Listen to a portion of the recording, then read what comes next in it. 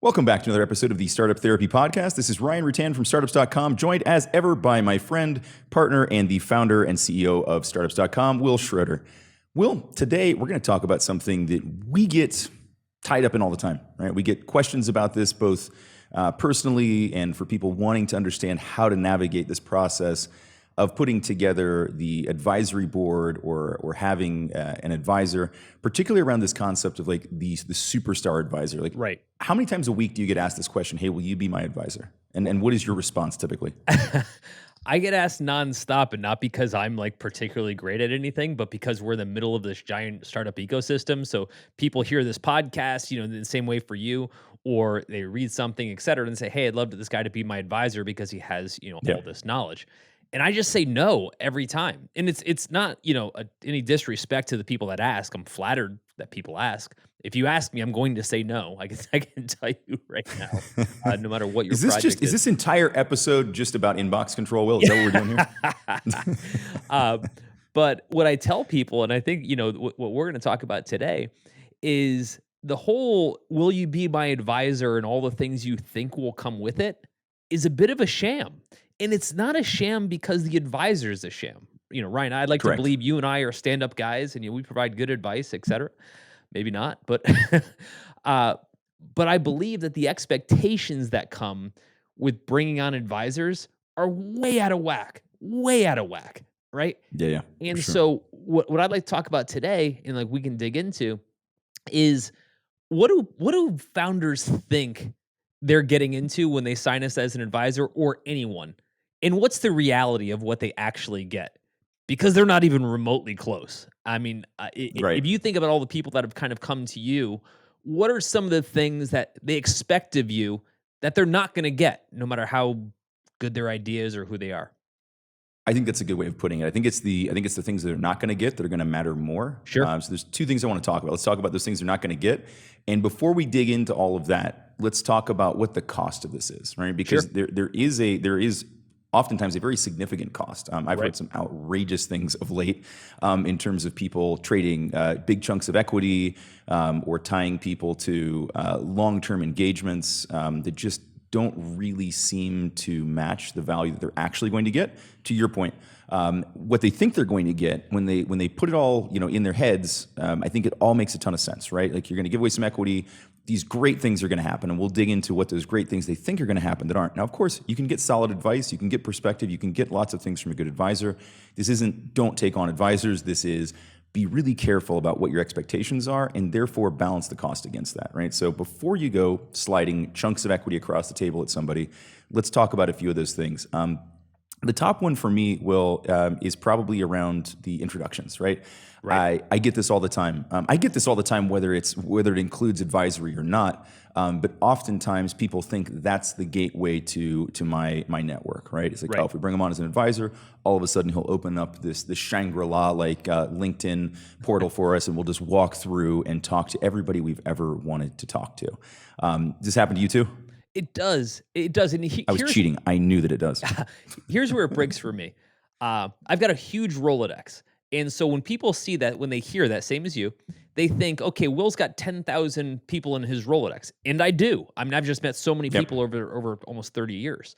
And so if you ask me, do I know Roelof Botha from Sequoia, the managing partner of Sequoia? I do. But here's the thing.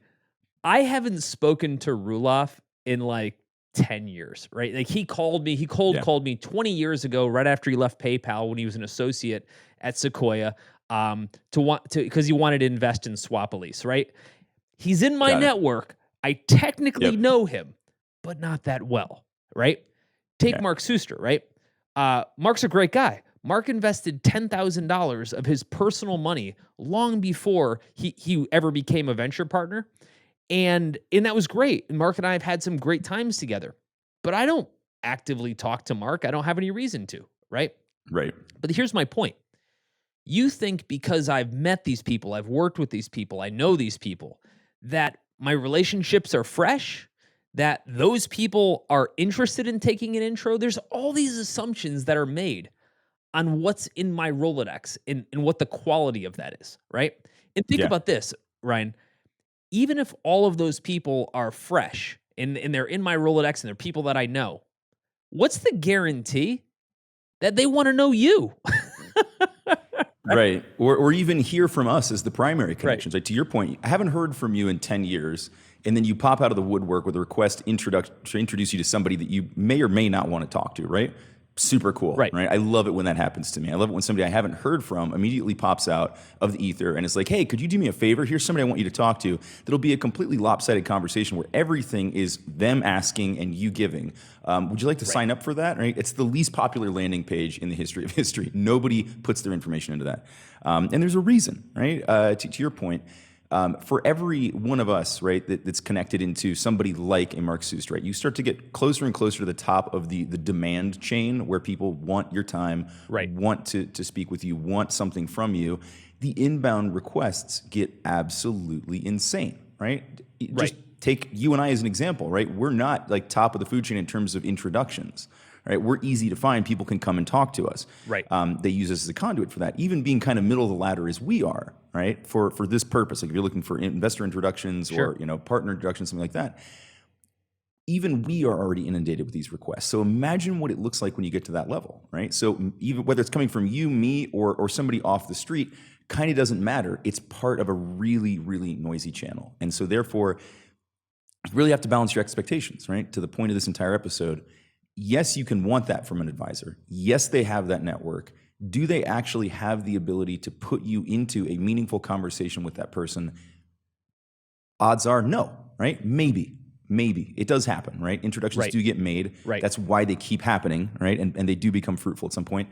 But you got to multiply the odds here. And the probability of you being the one who gets through, pretty damn low by the time you account for all of the various places this can fall flat. So don't have this expectation of your advisors, right? If this is the reason you want an advisor, just get LinkedIn Sales Navigator and start working it for yourself, right? It's the same damn thing.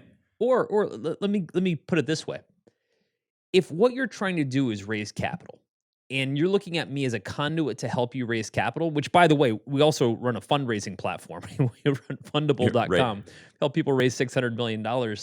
We clearly, have that capability at some level, but it doesn't matter. This is where the expectation, how these founders are thinking and doing this kind of calculus in this head, and the reality of what's going to happen with an advisor are so far apart. And you mentioned just a moment ago, the problem with that, the problem with being so far apart from what our expectations are and what an advisor can provide is that what we pay, especially early on when we're really vulnerable, to get that advisor is bananas. Like, you mentioned folks giving out equity early on.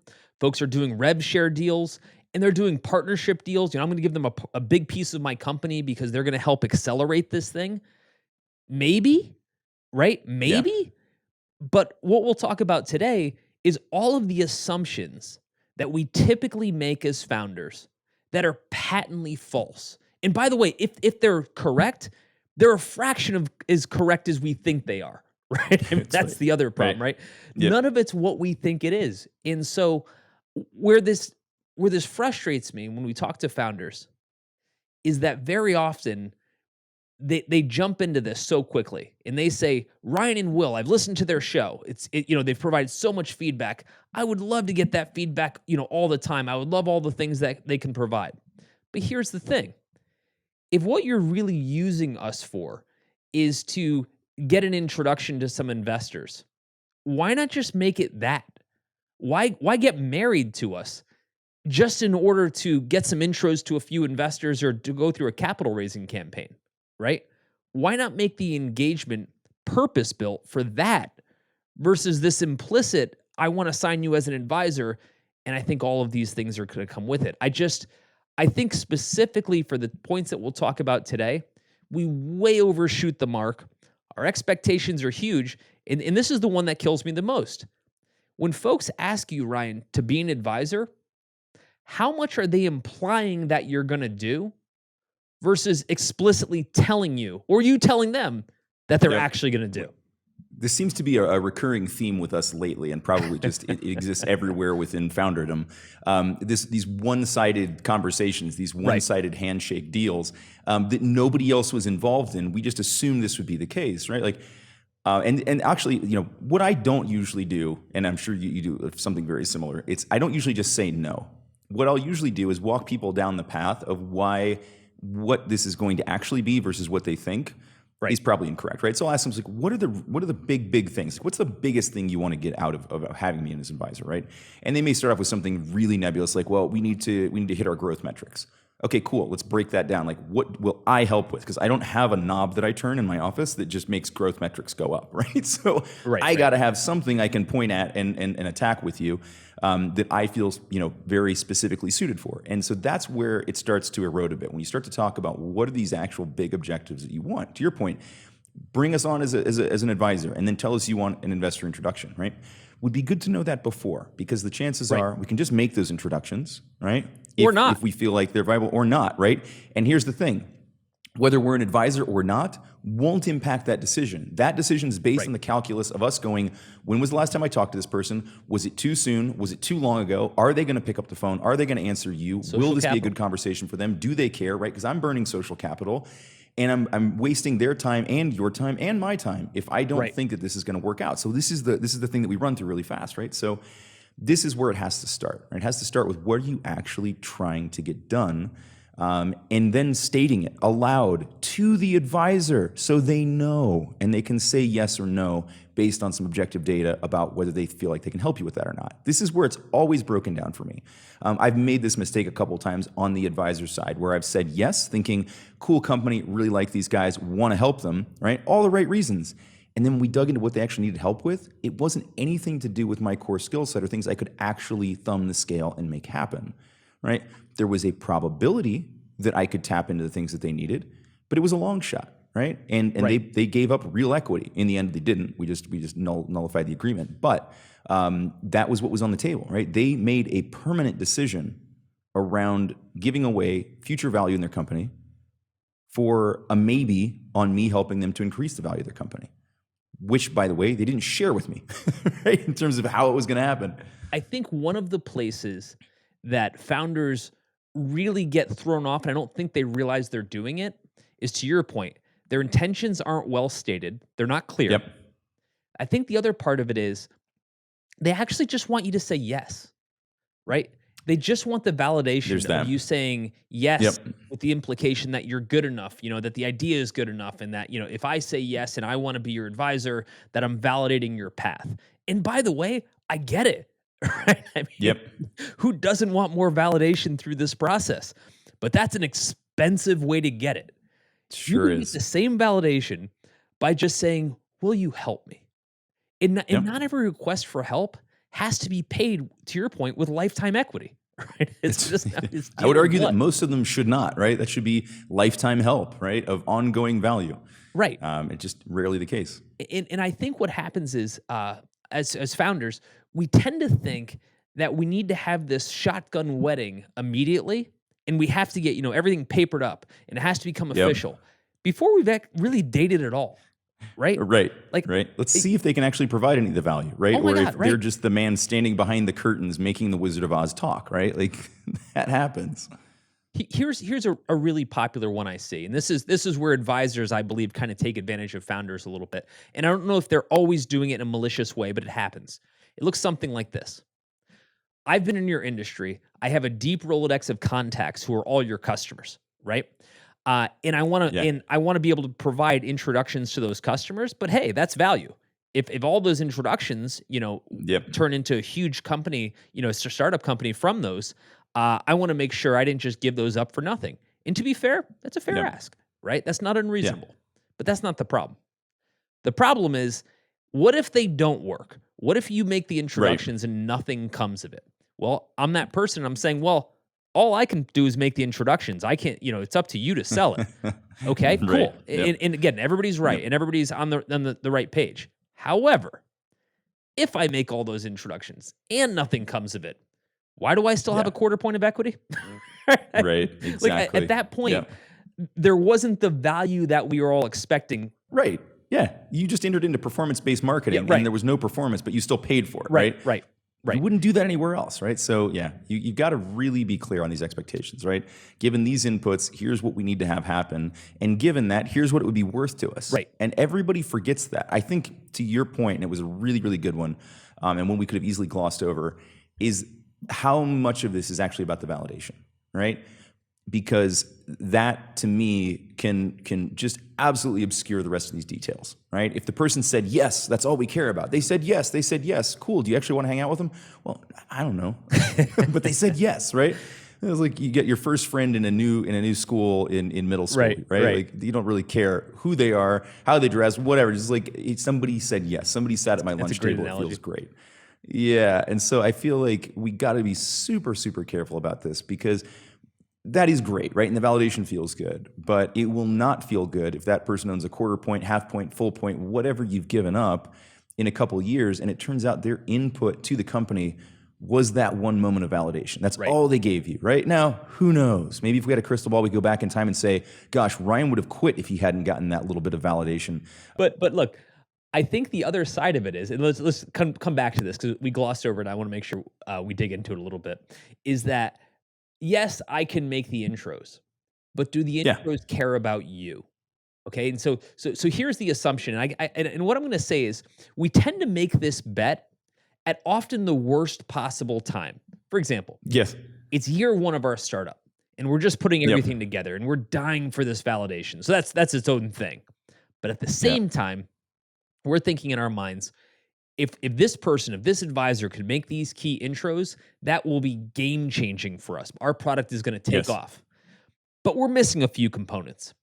Our product is probably 1, 2, 3, 5 years away from being valuable to who we're trying to sell it to, right? We have an MVP that we just finished 6 months ago, and we want to bring it into a Fortune 500 company because this person knows the CTO.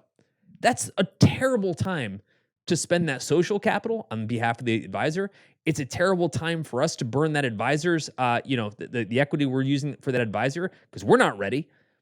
And so we have to think about when we're trying to engage these folks, is this the right time for them? And is it the right time for us to pull that trigger?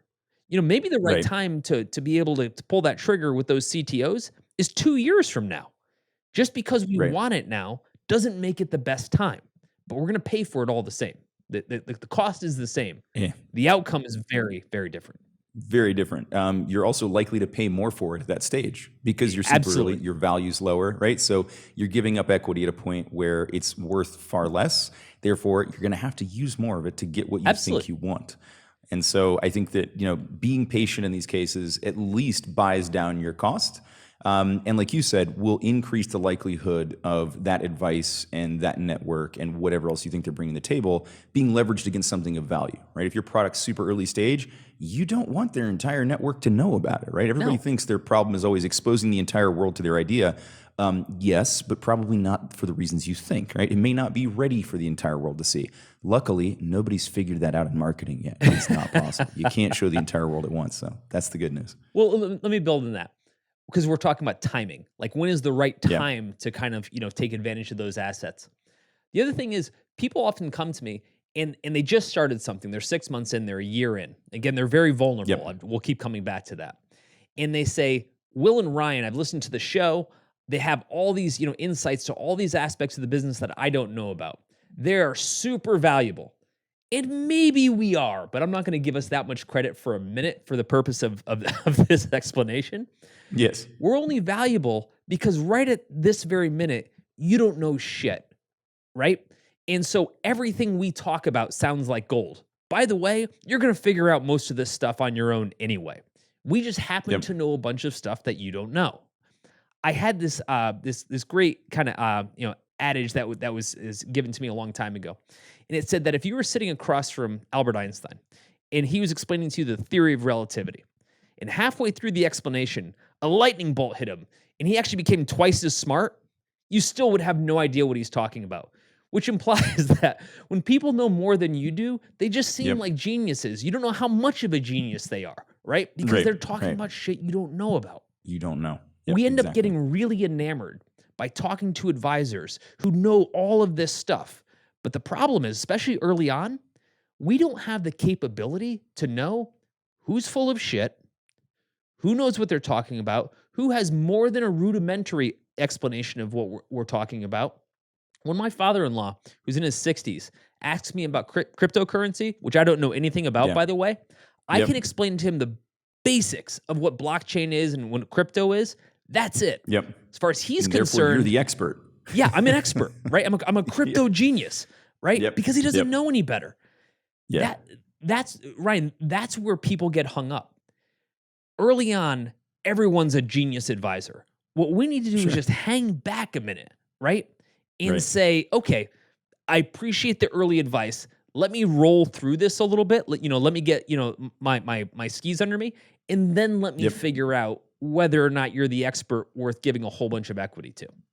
That's right. At the early stages, you essentially, an advisor is just somebody who's walking around flicking on light switches for you, right? And that's about as much effort as it takes. You're just illuminating things that they didn't know existed or they didn't have the right answer to. My favorite place to see founders get this from is other founders at a very similar stage, right? Well, we see this Sure. all the time in our founder groups where you've got somebody who's already heard that piece of advice, and so therefore they can share it, right? Yep. It's not something that was highly tailored to the solution. It's not something that was, really, really, really contextually specific to that startup company. It just happens to be a good piece of general advice you probably hadn't heard yet, right? Like the first time you encountered long division, wow, it's magic, until you know what it is, and then it's like, oh, okay, it's just another part of mathematics. Right. That's what this is like, right? Once you have some of these facts, right? Of course, some of it does need to be contextualized to your business. That is your job, right? You should and will always know your business better than anybody who spends an hour or two in it per month or per quarter or whatever this cadence is. Right. And therefore, we can't put too much pressure on the advisors because we're just letting ourselves down at that point, right? To your point, we've got to know that there's just a delta between knowledge. There's a knowledge gap, and the value of that knowledge gap is very short-lived. And again, I'm going to say far better to get this from other founders who have just heard this advice and applied it to their own businesses who are at a very similar stage to you. So go to your network of founder friends. If you don't have one, build one, borrow one, join us with founder groups and come in and participate and get some of this value from there. Yeah, they'll just tell you, right? They're not going to be like, well, let's see.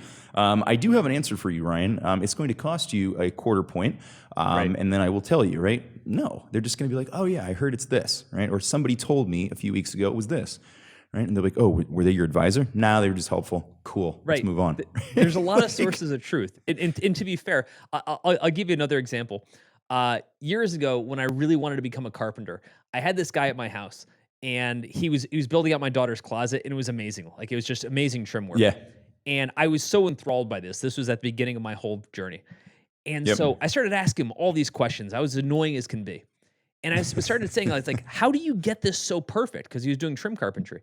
And he said, well, and I'll never forget, he goes, I cut it, and I put it up there, and if it doesn't work, I cut it again. I was like, and then? He's like, no, that's it. And I was cutting. Like, okay, right now, at this very moment, you're the best trim carpenter in the world. Like, you are the oracle of advice, and that is the only way trim carpentry can be done. And then I did this bizarre thing. I Googled it on YouTube. And it turns out a lot of people have this advice. And it's much better. They're like, here's 100 other ways that you can do this much, much better in a repeatable way. And you shouldn't listen to him. Which brings me to my next point. The problem with hearing advice from someone on a topic you've never understood before is you can't qualify it, right? Right. You're in no position to know if it's actually good advice. Give another example. It may ring out like good advice. Listen, followed, it may actually be terrible. If you're about to start an ad agency, right? I've been through it. I've started a huge one, right? Wonderful. Yay me. Yep. But if you were to dig in a little bit and say, hey, Will, when's the last time you ran an ad agency? When's the last time you were responsible for the P&L of that agency? That was 2001, 20 years ago. Yeah, Will, they're printing ads in color now. Yeah, no, hell, we're still running print ads, and I'm sure people still do, but not the same way. The internet was a new thing, right? Right. when the last time I was in it. And so the assumption is that this person is from my industry and thereby all of their knowledge is still relevant. It Yeah. often isn't. It often Correct. is not only not relevant, but the way they got there in the industry doesn't work anymore. Right. Right. And Yep. so you don't have the option of just saying, Yoda, tell me all, all your ways of the force in my industry, because it doesn't apply anymore. Right. And I think people get hung up on the fact that they assume that this person was a guru in my industry or a guru, in this one area, and therefore they must still be relevant. And I think it's a big miss. If you want some proof on this, just Google 1940s basketball and find out who the best player was, and then try to find some archival footage of him playing basketball and see if you'd want that guy to advise you on his jump shot. Right. Probably not. Different world. Right. Yep. I also think that people assume that we've got this endless geyser of mind-blowing advice, right? like if We can talk forever. That part is true. We can talk endlessly. We can do this. We've proven, do Will, never shut over up. 107 episodes that we can just keep on talking almost endlessly. Right. Yeah, it's true.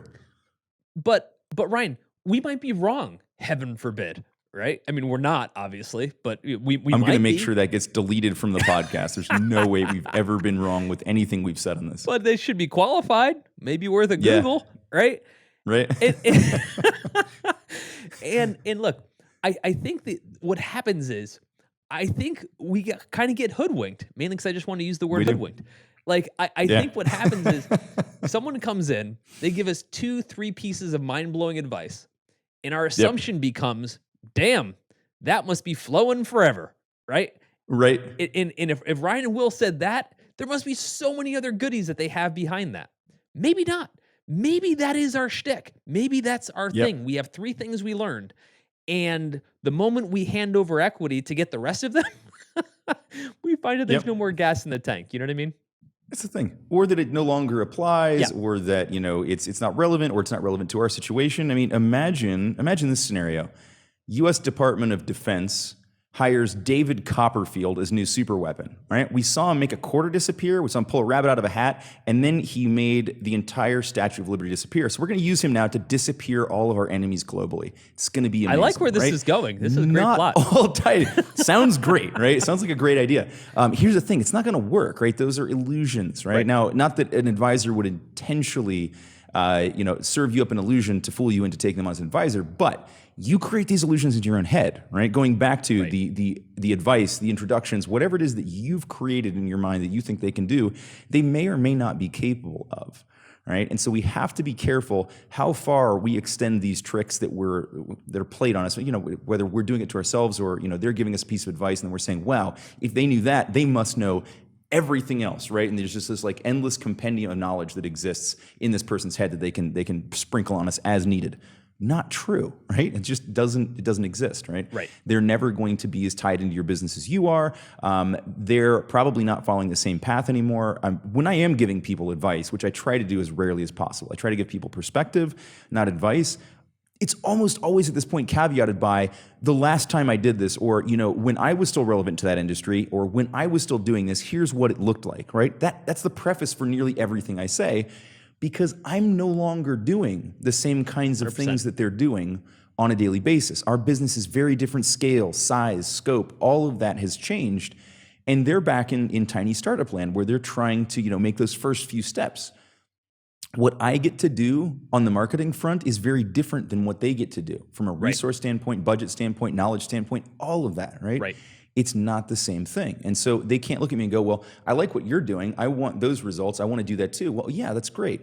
Is just having the advice, even assuming the advice is good, is that all you need? Of course not, right? Okay, well, here's all you have to do. Here's your $1 million annual budget layout. And they're like, okay, well, what can we do with 1,500? Well, I think the other side is, if you're going to give good advice, a great advisor, the way they give good advice is it looks like this. I'm not sure if this is the answer, but I'm sure this is the question. Here are the questions you should be asking, right? I don't know what your CAC is going to be, right?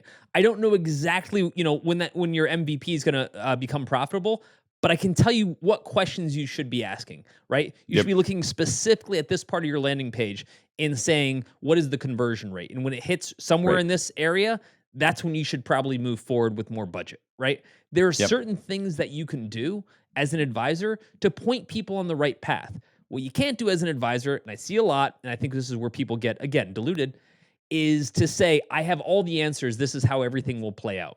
Dude, it's how it Yep. played out for you, right? It doesn't mean Right. it's going to play out for anyone else, right? If there was a playbook to this, it wouldn't be a startup anymore. Yeah, right? It would be a exactly, small, right? medium business, right? It's not the same thing. Exactly. And so the other side of this is when folks say, I want this person to come on board because I think that they're going to instill all this credibility. They've got great advice, but they're also well known in the market, right? They've got this incredible brand. And when I say this person's attached to the project, Hollywood style, everyone's just going to jump out of their seats and want to give me money. Yep. Not true. And I think we should break this down a little bit because I think this is such a broken assumption. And it comes from a place where I don't know that I've ever seen an advisor who got brought on for that reason ever actually say that that's going to happen, right? Like I've met a lot of really well-known advisors and they get onto, they get onto these boards or, they get onto an investment, whatever it is. And if anyone were to say, hey, is your name going to help us raise funding or is your name going to help us sell products or is your name going to help us get PR? They'd be like, probably not, right? It won't hurt, but it's not going to do what you think it's going to do. But that's the only reason we brought you on, sir, ma'am, right? Like, well, we should have talked about that first, right? Going back to these one-sided discussions, they're super dangerous, guys, regardless of whether it's an employee issue, an investor issue, an advisor issue, partner issue, whatever. You cannot have these one-sided discussions where you're making up the other party's response and then using that as a vector for your future, right? It's not good for you. Don't do it. Well, right. And also, if you're thinking, hey, if this person's an advisor or I'm trying to leverage their name in order to raise capital, I'm saying this because it's such a popular one, right? Yep, it is. If I had on my advisor slide, if I have these 4 people attached to it, people are going to think that, that I'm legit. Yeah. It doesn't hurt. There's no downside to it, right? But to be honest, everyone has that slide at this point. Everyone has a slide of people who are loosely connected to the business in some way, who you somehow wrangled to say that you're an advisor. And good for you. By the way, again, no downside. But it's not the, holy shit, Tim Ferriss is associated with your deal? Shut up and take my money. That's not what happens, right? Right. There are some one-offs where maybe if that person is a lead investor, or maybe if that person has done some extraordinary act to kind of help drive the business forward, maybe. And even then it's a hard maybe. Beyond that, the assumption that we're going to be able to draft off their credibility, a great example is this person's going to tweet about us. And once they start tweeting about us, the internet's going to go nuts. Not really true. Right. Here's why. They'll tweet once, maybe twice. How many times are they going to possibly tweet about us? Right. Until they're going to lose their own audience. Become, not only are they our advisors, they are our obsessors, right? They can't get enough of us, right? They have nothing but free time to give willingly. And who do they give it willing to? Just us. Just us, right? It's going to be them and us all the time. Or about a half an hour a month, depending on whether you want to be on the realistic side or the unrealistic side of this coin. Right. So a couple things. Well, I want to circle back on. One, there's no downside to this. I'm going to caveat that gently, right? Okay. There's no downside to having them in the presentation. There's no downside to bringing these folks on, as long as you're not predicating your entire strategy on this. Sure. I think that one of the things that we see happen is that people get overconfident because so-and-so validated us, therefore everyone else will validate us. Not necessarily true. Here's what ends up happening. They'll validate it for what it's actually worth. Here's the thing. As a startup founder, bringing on an advisor for the first time, you just don't know what that actually represents. That's why we're talking about it today. Sure. Investors, everyone else looking at the situation probably knows the reality of the situation, right? You bring on superstar advisor, they know exactly how much time, input, and effort that person is going to put into your company and what impact they will have. So yes, they will use that as validation. They will also apply that rubric to it and say, yeah, they're going to give you like 0.5% of their time for 0.5% of your company. Right. Right. You've given up a fair chunk of equity forever for a little bit of their time right now. And so I think that there can be a cost and a downside to that. And I think that just goes back to having that knowledge and understanding, right? It goes back to the point that you made around advice. When you don't know, a little bit of knowledge goes a long way. It makes somebody seem like a super genius, right? Right. Investors are all on the other side of that coin where they're going, well, but we know what they're actually going to do for you, right? They're not going to step in and be like, hey, look, you seem to be having trouble with this investor pitch. Let me fly in and handle it for you, right? Not going to happen, right? They're not going to jump up on a stage at CES and pitch your product. Doesn't happen, right? Yes, it gives a little bit of credibility. It's a nice little sticker.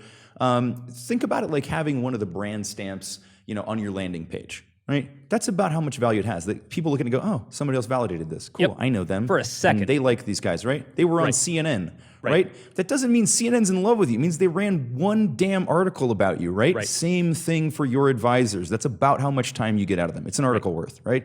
And not an entire history of your company. So, yes, you're right. It's not a bad thing to have them in there. Should only be positive, depending on how you as the founder perceive it. If this becomes like the cornerstone of your entire philosophy on how you're going to pitch the company, this probably ends poorly, unless you're literally starting a company called Ashton Kutcher and he's your superstar advisor, right? Then that probably works out pretty well. Said differently, it won't work without him. He's the product. If their promotion of you or their help goes even a little bit sideways, that's probably the last time you're going to hear from them. If they make 4 intros to people in their Rolodex and all 4 people said not interested, do you really think they're going to dig deeper in their Rolodex and keep going? Right? This goes back to, did you time it right? If they tweet about it and a bunch of people, tweet back saying this product sucks, do you honestly think they're going to tweet again? Right? Like, nope. The amount of ammunition we have with these advisors is incredibly limited, right? And it's basically a fair weather situation. Now, in our minds, that's not the case. Well, no, they own part of the company. They're going to dig in. No, they're not, because they own such a tiny fraction. They don't give a shit. They care more about whether or not they're going to burn their Rolodex, burn their relationships, burn their following. You name it, right? That tiny fraction that we gave them, they can forget about in 2 seconds. So let's also not overlook the fact that they're not that bought in. Maybe they gave us a tiny token check of $10,000 or $25,000. They're not that bought in. If our company crumbles and it doesn't make a lick of difference to them, they're not that bought in. Right. And I think we have to consider that commitment when we're thinking about how valuable is that advisor relationship.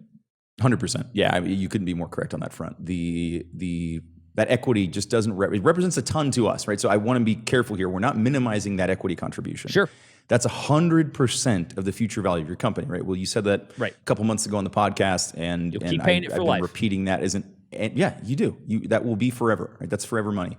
For them, it just doesn't represent that much of the time that they gave it away, because again, they're on the other side of this equation. They know what their inputs are going to be, right?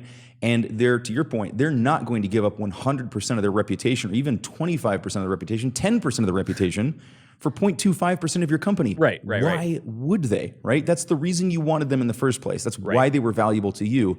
And now you're saying, yes, please put all of that at risk for a tiny sliver of my company that at this point isn't worth the paper our agreement was written on, right? So who's going to do that? Would you want that person as your advisor if they did? Would be my question. No, right. Well, look, I honestly believe that having advisors is a great thing. I'm sure you would agree with the same. I don't think the problem is with advisors. This isn't an anti-advisor episode. This is an anti-terrible expectations episode. Right? This is saying that maybe what you just need is advice. Maybe what you need is an intro, right? Maybe what you need is just a little bit of a promo to help you with what you're trying to do. Maybe you just need a transaction. What happens is, and what we're trying to really, really kind of lay on here is, it doesn't mean you need to get married to every person that says they'll help you. The validation is great, but you don't need to give up equity to get it, right? We can get validation in so many ways. We can get help in so many ways. What we need to do is stand back, list exactly what we're trying to get done. More importantly, make sure the person on the other end of this conversation has heard it and agrees and is committed to doing that. And what we need to do is say, look, if someone agrees to all these things, if they perform all these duties, then let's consider maybe bringing them on as a permanent member. But until they do, and until we've really gone through this whole process, let's just hang back.